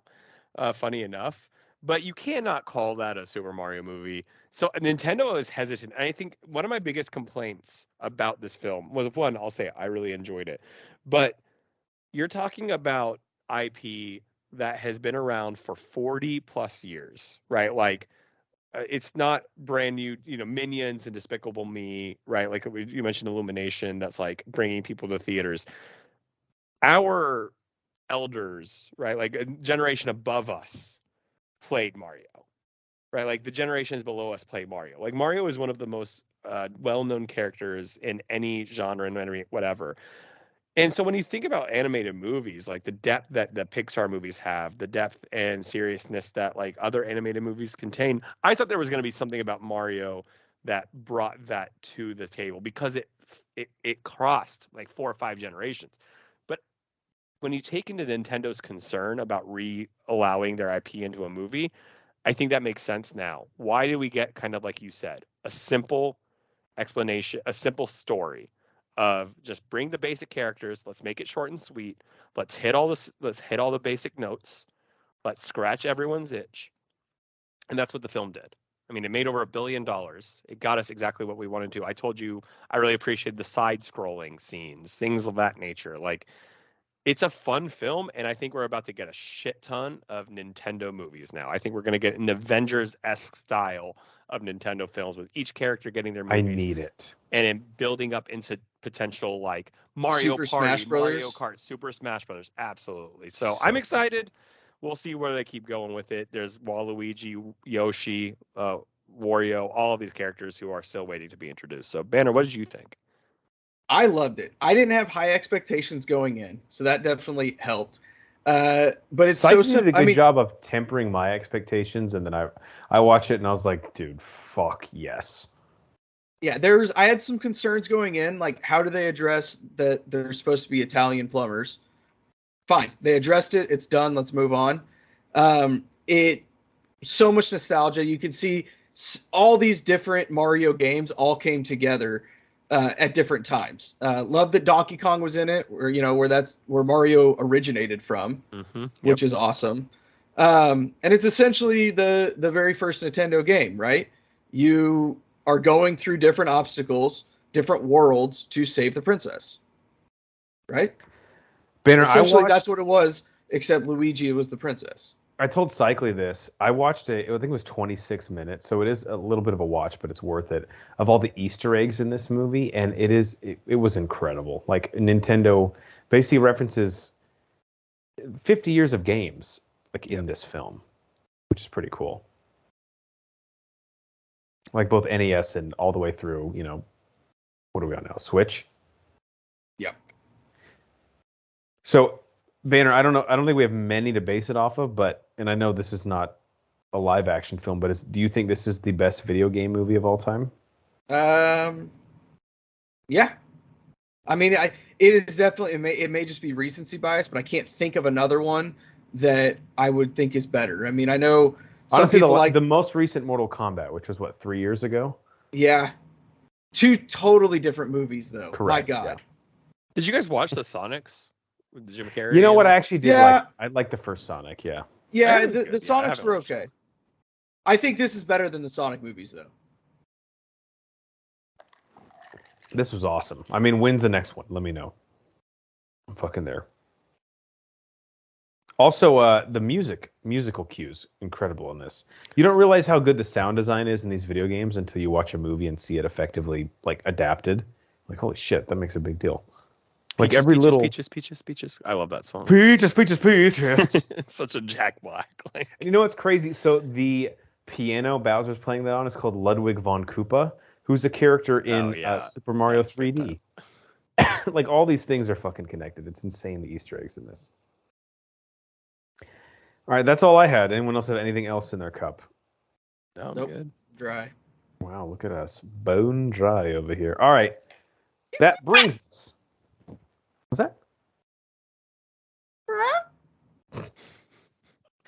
So timid. That like half asleep parrot who's maybe having a nightmare or a sex dream, one of the two, brings us to the last part of our show, which is our Do You Even Lift Bruh segment, where we ask you a question similar to Do You Even Lift Bruh? And then we leave you guys with it. The question this week is, what are the Bros' top 100 movies of all time, which we've been counting down for the better part of a year. The link is in the description of this podcast. Go click that, open up the Google Sheets, see where we're at. We are almost into the top 50 as we begin tonight's episode. And before we get into that with the updated countdown of our lists, Cycly, why don't you tell the people what these lists really are? Because as we say every episode, this is not the American Film Institute's top 100 cinematic masterpieces of all time. There's a very unique flavor to these lists. Yeah, these are our personal and only identifiable by ourselves top 100. You know, mine and Brian's are going to be vastly different from each other because we had different experiences as children, as adults, when we were drunk and high watching a movie. Just what movie hits us and has stuck with us for a long time. And there's no explanation needed because you don't need to defend yourself on what you think is your favorite movie. Yeah, there are movies here that have no reason being in any top 100 list. That's probably 75% of my movies, in fact. And we admit that, like, hey, yeah, this isn't a top 100 movie, but to me it is. Right. That's the point of it. It's your list. It is go make the hardest thing I've had to do in a very long time. I encourage everyone to do it. Yes, make your own exercise. And tell people to fuck off if they have a problem with your list. In fact, send them to me and I'll tell them to fuck off. No, don't. You have too many lawsuits going on. Please don't. Okay, yes, send them to Cycly and tell them to tell them to fuck off. No. And they'll put it in that big stack on the desk. All right, so again, shit is getting serious. All the bros are very close to their top 50. Banner, let's begin with you. We last caught up with you with your number 53 movie of all time, which is the incredible original Deadpool at 53. So what ranks one ahead of that at 52? And just to give our listeners some reference, Cycly's number 52 film of all time is the iconic original The Matrix. And then mine was 2008's Iron Man, which started the MCU. So what film on your list will join those two movies? This is, in my opinion, the culmination of the MCU, and that is Avengers Infinity War. Everybody looks at Endgame like that's the peak. Yes, we have the iconic scene at the end, which is awesome. But to me, that's the cherry on top. Avengers Infinity War is a better story. It is a better movie. It's darker. And it is one of the only times that the good guys actually lose, and it works with the overall story. It's just a great fucking movie. I don't want you to think that I'm not contributing to the conversation here, but this is, well, we'll just say it's still on my list. Yeah, I figured it would be. And as a non-Avengers head on the pod, this is one of my favorites. I actually like it more than Endgame. I mean, they bring 22 characters into the fold, and at no point are you like, this feels a bit bloated. No. Also, I believe Endgame was like, is it 54 on my list? Let me check. It's a great question. You had it at 56. 56. Okay. Yeah. I know I've had a pretty insane run there of comic movies. The fact that you had Austin Powers 2 over Austin Powers. I broke that VHS. I watched it so much. Because of Heather Graham, not because of the film. Banner's list, this is why I fucking love this. So he has the talented Mr. Ripley is behind the Santa Claus. Oh, of course. I just love that. But that's Banner, like that's Matt Damon epic performance for under Tim Allen being Santa Claus. Yeah. It's beautiful. Hey, I call it how I see it, man. Beautiful thing. I love Great it. pick, Banner. I fucking love that movie. Respect. And also one of the great theater experiences too. Just like knowing that it was the culmination of 22 movies. Yeah. And the Super Bowl trailer that Marvel had where it said A Whole Universe Once and For All, June 3rd. I was like, fuck. Let's go. That gave me a permanent boner for, 6 months? Also, one of the best movie exchanges ever, when Iron Man, Strange, and Peter Parker meet the Guardians, and no one knows where Gamora is, and Peter says, "Where's Gamora?" And Tony Stark says, "I'll do you one better. Who is Gamora?" And Drax goes, "I'll do you one better. Why is Gamora?" Gamora. What? No one knows. Did Cycly leave? All right, Banner. No, I'm here. You are? I come and go as I please. All right, well, you're not sitting in your digital... I'm not. You're not in your conference chair. I go on excursions from time to time.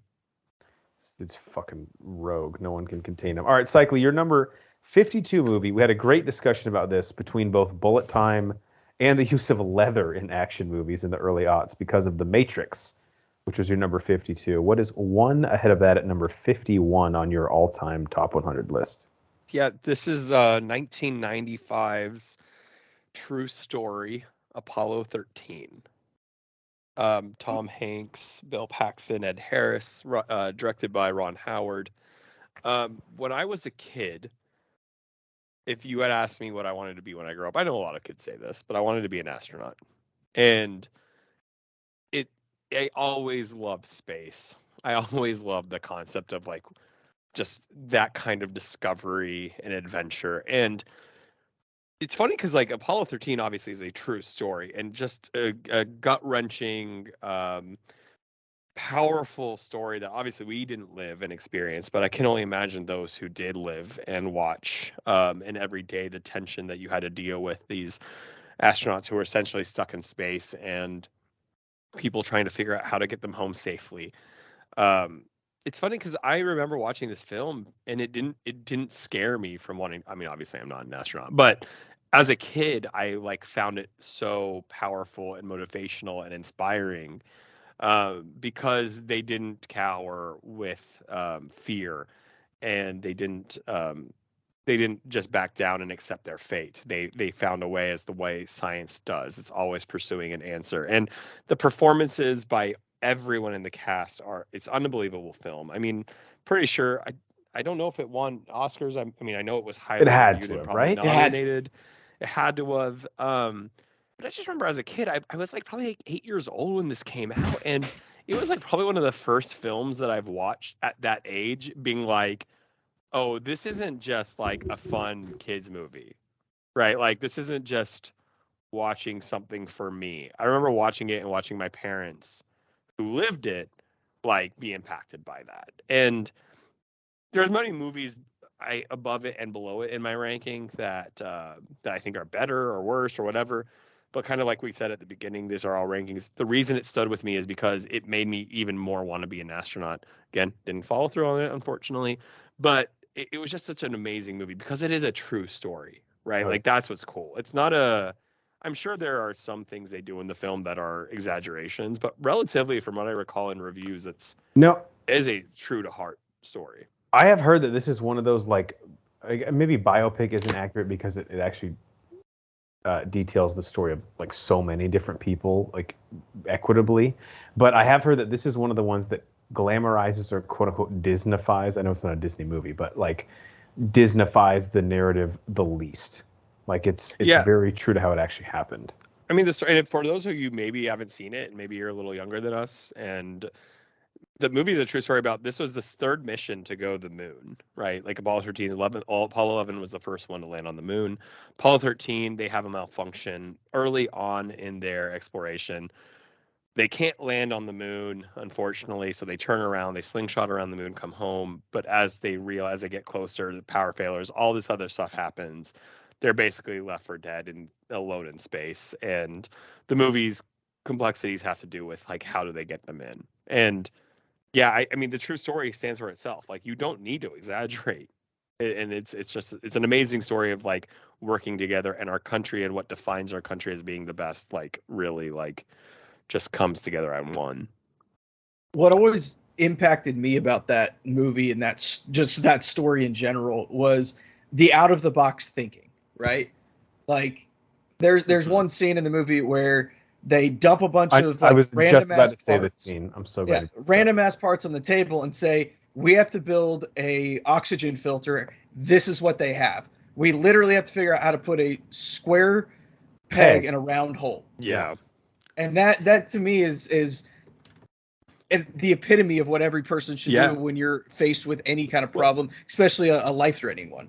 And it's I believe it's Gary Sinise's character who, I could have his characters wrong, but like who is told he can't go to space because he's sick. So Kevin Bacon or he's going replaces to get him, yeah, or he's going to get sick, and it turns out that was false.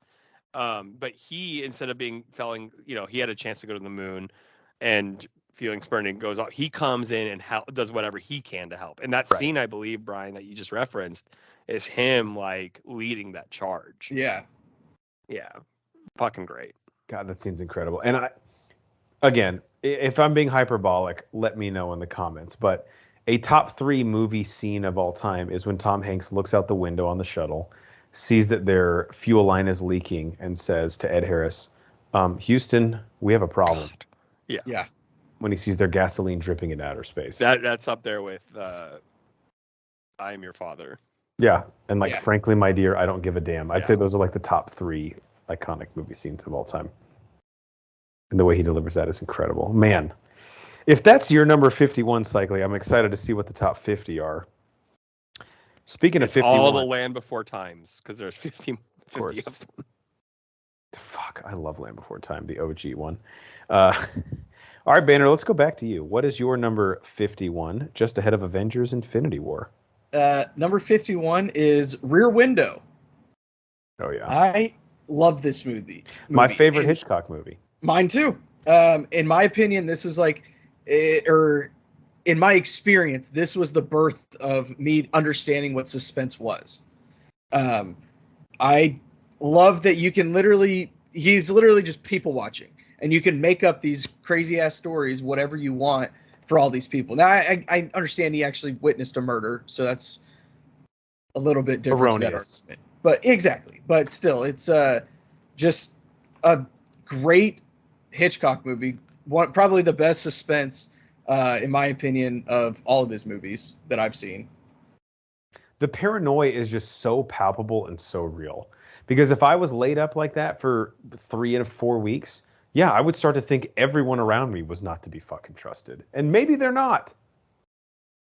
They're all murderers. We need to do a commentary on this. Oh, I would love to do that. Like next. Yeah. We'll make it happen. This has got to be on Max. I hate that I'm already calling it Max. I know. Stupid. Don't you love that they said Max, the one where you can find HBO? I'm like, you know what solved that problem? Saying HBO Max. You want to hear the worst stupid, part? Pointless thing. They're going to come after us. But Banner and I use Nate Thurman's account to log in. And yes, I'm rich. I teach 7th grade history. So I have like 4 devices at my house that all use it. And today I had to go through and relog all of them in. Ugh. Took me almost 30 minutes, but guys. No one needed this. It makes no one needed sense. it. There's no new. It was kind of a joke on social media because they kept being like, "The change is coming." Like, what change? What? So dumb. But anyway, Banner, Rear Window, incredible inclusion. What year was this again? Did you have it? 54? Let me check. I wish we had the internet. 54. Yeah, 1954. Dude, Nice. Yeah. Good year, guys. Now, real quick, I don't want to like make this a whole conversation, but Disturbia is obviously like the contemporary take on this. Did you like Disturbia, or did you feel like it was sort of just a poor man's Rear Window with Shia LaBeouf? Cycly, what's the thing when you can't speak to the court? Plead the fifth? Because Like it'll you- incriminate fifth? yourself. Yeah, fifth. fifth. Yeah, Fifth I plead the 5th. Okay. It comes up It's later like in my gag list. order, but that's when the court tells you not to talk. All right. Fair enough. I've right. always said this before, Jeff, because you've never watched it. 1995's or whatever, Clubhouse Detectives. That's what. Yeah, this was already on your list, right? Yeah. Mhm. Yeah. It was number 100, I think, right? I think so. Yeah, something like in the 90s. But that inspired Disturbia. I always want 95. you guys to go watch it because it literally is Disturbia, just So- more adult. Here's what's wild, Cycle. You had Clubhouse Detectives in a pretty beefy sandwich here. Scream was 96. Yeah. Clubhouse Detectives 95, and then you had the Truman Show at 94. Yeah. Right where it belongs, in a good company. That's awesome. All right, we're not fucking around anymore, guys. We've all had fun. Everybody laughed. We got some finger foods. We're now in the top 50. This shit is real. Although Thurman is way behind. He needs to come on the fucking podcast. Cycly, what is your number 50 movie? One ahead of Apollo 13. And again, we're playing for keeps now, so this isn't a fucking joke. This is a weird one for me because I don't think most people feel the way I do about it. And again, this is what we talked about as our list. Like Apollo 13, when I'm saying what I'm saying about Apollo 13, I'm like, dude, this is maybe needs to be higher. But it sounds strange, but this is it's actually The Curious Case of Benjamin Button. And I know that's really bizarre. Like, I don't think many people hold this movie in high esteem. I watched this movie 2 or 3 times. And it's a long film. And Brad Pitt and Kate Blanchett, I believe. Mahershala Ali. Yeah, you and I talked about it really briefly earlier on the pod about the movie Old. Mm-hmm. The scene in the campfire where they're just like this couple who's at the end of their life, and they don't the silliness of life that they fought about and things like that.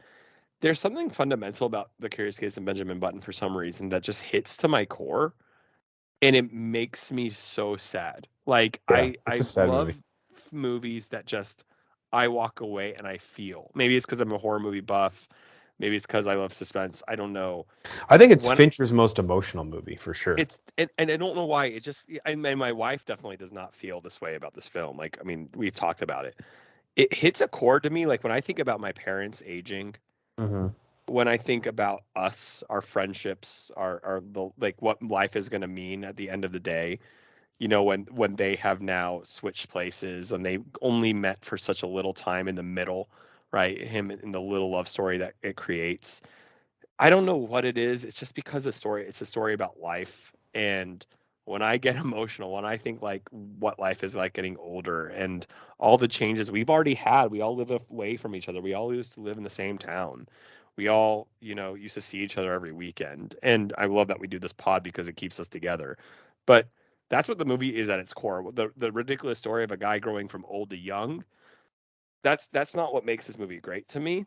It's the human element of relationships and the change, the pain we feel that we don't get to be in control about how those relationships go. And so, yeah, this movie is just stuck with me. And I think it means more to me than most people. It just, for some reason, it just really hits to my heart. Oh man, I'm glad you included this. It's not on my list, but it is one that affected me. And I think there's a scene, I have to go back and rewatch it, but there's a really telling scene I think it's the very beginning of the third act. There's probably like 35 minutes left in the film where, flip ahead 30 seconds if you haven't seen Benjamin Button. But Benjamin reconnects with his father, who, I can't remember the actor who plays him. He's a good character actor, but he basically says like, I made a mistake by viewing your life, like your, whatever, I don't know what he refers to it as, like his essentially like inverse aging as like a curse, when in reality, like it probably gave you a perspective that I should have always appreciated, and I'm sorry I wasn't there your whole life. And the conversation they have, you don't really like appreciate it at that moment in the movie, but by the end of the film, you're like, holy shit. Yeah. And it's weird because like Banner was mentioning about Old, this is based on like a really short story. I think it's like 30 pages, and they turn it into this like really in-depth, complex 2-hour 45-minute epic, really, which is kind of impressive. Yep. Yeah, exactly. And like I said, like it's one of those movies I acknowledge, like, does it have a lot of flaws? Does it overrun its time? Absolutely. Mm-hmm. But man, when these movies like just hit a chord that you're not ready for, like, you just can't help but like say, you know what, fuck it, that movie just got me. Also, one of the best trailers of all time, for sure. Yeah, like him when he's like getting young and he can start when he's old and getting younger and he starts walking. Yeah. One of the best movie posters too. Oh yeah, that's right. With like his face halfway in like Kate Blanchett's. No, well, there was another one where it was that same scene where he's like all dressed up in like biker outfit, but he's like I don't know, maybe a year old, and he's holding her hand like way up above his head. Yeah. Yep.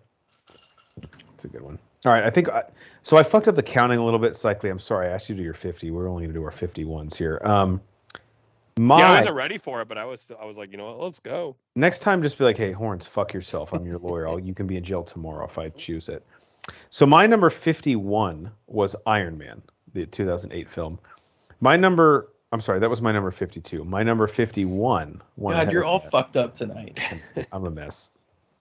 52 Iron Man, 51. Oh my gosh, I'm such a sucker for this movie. And Banner, you can fight me. This is Sam Raimi's best movie. Sorry, Tobey Maguire's Spider-Man, and that is For Love of the Game with Kevin Costner. I won't fight you on that. J.K. Simmons, and of course the late Kelly Preston. I still cannot believe she's no longer with us. It's horrible. Let me say this about this movie. So obviously I'm a massive, massive baseball fan. I get people that say it's boring as fuck and I can't watch it, and I don't disagree with you at times. But Cycly knows this. I watch every single inning, whether it's live or on tape delay, of my favorite team, the Texas Rangers. Yeah, you're sick. It's just a disgusting obsession that I have. But there's this romance about baseball and the way that the game is constructed where it's like it's a 1,000 tiny moments that equal like this big collage of a picture, and they're all equal in their importance, but it's just, I don't know, it's this really like romantic type of sport. And For Love of the Game, if you haven't seen it, so Kevin Costner's character is Billy Chappell, who I referenced at the very beginning of the show in a quote, who is pitching his last game in the big leagues. He's a Detroit Tigers pitcher, and he's retiring at the end of this game. And he's pitching at Yankee Stadium, and he's obviously towards the end of his career. And he's throwing a perfect game, which, if you're not familiar, means when a pitcher does not allow a single base runner via walk or hit. But as the movie is progressing, at the end of each inning, when he comes in the dugout and sits down with his teammates, it flashes back to a moment in his life. So they use the framing device of a 9-inning baseball game in between each half inning. And again, you don't realize, or it's not consequential that he's throwing a perfect game until probably like the 4th or 5th inning. But as the stakes get greater in this game, so do they in the flashback story of his life and the things happening romantically, with his relationships with his friends, with his family, with his health. And you don't know in the end, is he going to throw a perfect game, or is the Billy Chappell story is the point that he doesn't? And it's just, I'm going to sound very emotional here, but it's kind of like Cyclage did about Benjamin Button. But it's beautiful, it's poignant, and it's very subtle in the way that it does it. Even though like there are some sports cliches at times throughout the movie, but it's just such a unique framing device for a movie to tell these 9 innings of a perfect game, and in between each inning, literally like clockwork, they flash back to a point in his life, gradually progressing. Sort of similar to Benjamin Button in some ways. I just think it's like a genius framing device for a movie, and also just a perfect combination of emotion and a sports film. And honestly, when I looked back at my list, I was shocked it wasn't higher For Love of the Game. Have either of you guys seen it? I actually have not, but you saying, I love the way you described how the movie is actually filmed. There's also like, it made me think of Slumdog Millionaire, where every question, great analogy, story wow, of life. And yes. So like second you said that, I was like, dude, I'm in. I haven't actually watched this. It's good. It's really good. I'm a huge baseball fan as well, but the movie isn't really about baseball. No. It's about growing up and how you become the character that you are and the person that you are. Baseball is just the vessel that they use to get us there. Correct. And that's kind of the point of Billy Chappell's story. He's like, baseball isn't who I am, it's just what I do. And a lot of people, Banner, your favorite striker is the owner of the Tigers, actually, in the movie. J.K. Simmons is the manager. John C. Reilly is his catcher, which is great. There's actually a funny scene. John C. Reilly's catcher is also like, not at the end of his career because of age, but just because of performance. And he hits like a double into the right field corner. And Vin Scully, the announcer, I can't remember the name of the catcher John C. Reilly plays. Let's call him Smith. But he goes, Smith hasn't had a leg double since the Reagan administration. Like bashing this guy that like finally got an extra base hit. It's pretty good. All right, well, Banner, I'm looking at my top 50 list, like where I'm at with 50, and my number 50 is it is a great way for me to start off my top 50 because it's a fucking monumental film in my life. So I don't want to share it tonight, but if you want to share your number 50 ahead of Rear Window, I would be happy to add it. If you're not prepared for it, we can let the people go and tease them for the next episode. I'll leave the ball in your court. I'll go ahead and do it. This is another culmination film, almost identical argument for Avengers Infinity War, and that's Harry Potter and the Deathly Hallows Part 1. Ooh. Oh, Part 1. Part 1. This is when what we have been building towards for the first 6 movies, the first 6 stories, all comes to a head in this movie when Ron, Hermione, and Harry decide to leave. Now, sorry, Banner, just for context for our viewers, you had Deathly Hallows Part 2 at 59 and Part 1 here at 50. Okay. Yeah. Okay. I knew it was back there, but I wasn't sure how far back. They're close, though. Yeah, they're close. I'm sorry. Continue. You're fine. No worries. This is, again, at the end of this movie, just like Infinity War, the good guys are losing. There's a monumental death that happens, and it's just a great fucking story. The stakes are high. They don't know what the fuck they're doing, but trying to figure it out. Whereas when you get to the second one, it's this big, great, epic, amazing battle, which I'm not going to take anything away from it. But what this does is it sums up, and it is exactly what we built to from when Harry was 12 years old, learning he's a wizard. Cycle, I got to leave it to you. Oh, I'll just say, the direction of the 2 movies of the last ones. Yeah, I like the serious tone it took. I'm so glad that they fundamentally divided these movies into 2. Could have been longer. I do because it's almost 1,000 pages, right? It's like 850 pages. Yeah, the 5th one's actually the longest, funny enough, and that's the shortest movie. Which don't get me started on that. Yeah, that's. But yeah, like I love the tone. The seven part 1. The tone is unbelievable. It changes. We're not in Hogwarts anymore. Like aesthetically, like the color palette is much darker. Everything changes. Yep. Yeah. Now I will say I have Part 2 still yet to come, and it's not on. I do appreciate it more than Part 1. But there's more development. There's more character growth in Part 1, and so yeah, I love that Banner has this so high. This is a perfect example of the opening scene doesn't have to be your best scene, but it's got to set a tone. Ding! Yeah. Ding! Coming off Dumbledore's death, yeah, iconic opening. Yeah. So that's that's number 50. Banner, I was wondering, because I know it's hard to, especially because they're essentially the same story, unlike Infinity War and Endgame, to differentiate between 1 and 2, but it's interesting to me. And I think most Harry Potter fans would probably respect it, but like that you had 1 ahead of 2. I remember seeing these in theaters with Cycly, and I'm not a Potterhead. Like, I don't know the lore, but just the number 1, the quality of filmmaking, and like you could just tell the tone and everything had just been ratcheted up to 11. It was like, this shit is serious now. It's not like a little kid learning like about Horcruxes and what the difference between Muggles and people at Hogwarts. Like, this shit is real. It has hit the fan, and it delivered in almost every aspect. The Ministry fall. I mean, there's no sugarcoating it anymore. Like, they're at war, right? And they're losing, like Banner said. And that's a perfect spot to leave them with on that cliffhanger.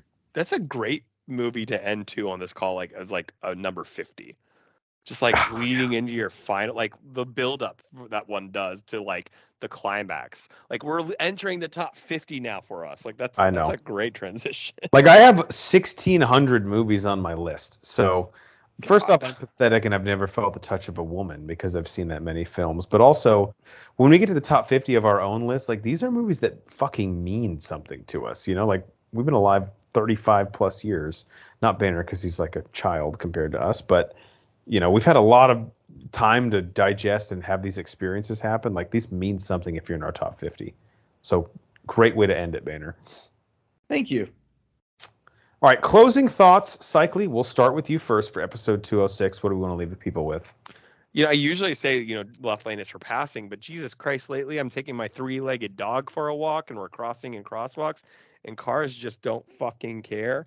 Are Guys, you kidding me? What? Pedestrians have the right of way, guys. If you're in a crosswalk in a neighborhood, Fuck off. stop going 40 miles an hour.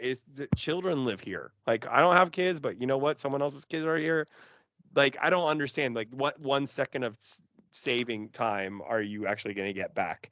So, like, I literally, was walking my dog. Someone, cut right in front of us to turn right while we were in a walkway. I yelled, "I'm in a walkway," and she rolls down the window and yells, "I'm in the street, fucking dumbass," or something like that. And I was like, dude, in what world do you think you're in the right? You almost hit me and a 3-legged dog walking. Just admit I don't know. I don't know the rules of the road. Yeah. You know what? We're in a neighborhood. I bet she doesn't pull over for emergency vehicles either. She was in a Land Rover. Exactly, Banner. I was leading into this. What a bitch. I think It's disgusting.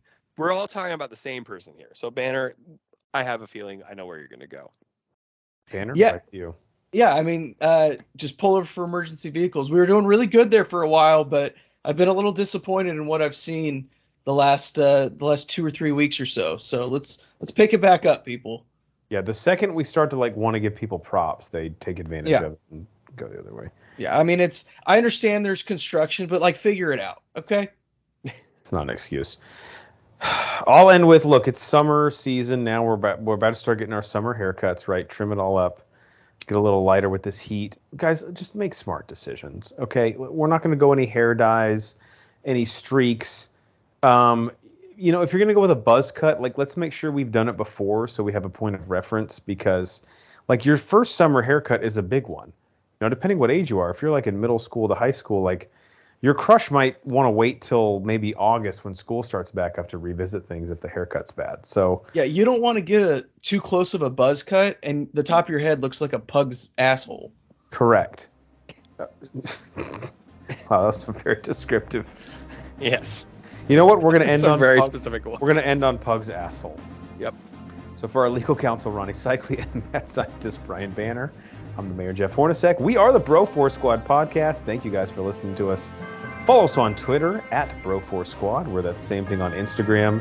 Go to Letterboxd, Apple Podcasts, Spotify, Amazon Music, YouTube, pretty much anywhere on the internet. Type in Bro Force Squad as 3 separate words, and everything we've ever done in the history of time since the cavemen and Cro-Magnons have walked the earth can be found at bro4squad.com.